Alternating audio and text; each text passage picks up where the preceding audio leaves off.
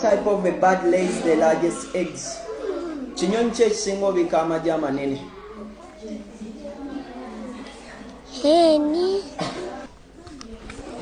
Kinyonyi ki ekisinga obika amagi amanene?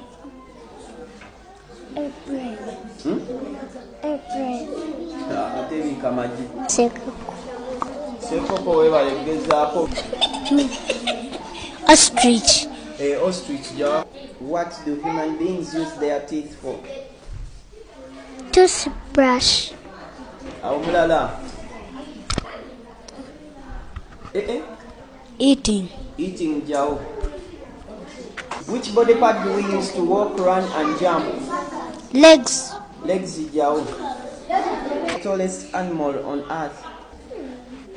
Elephant. Giraffe. Giraffe, yeah. Hey, come on, chop rice. How many hours are there in 2 days? 60. 3. 12 hours. 24. 900. 48. 48, yeah.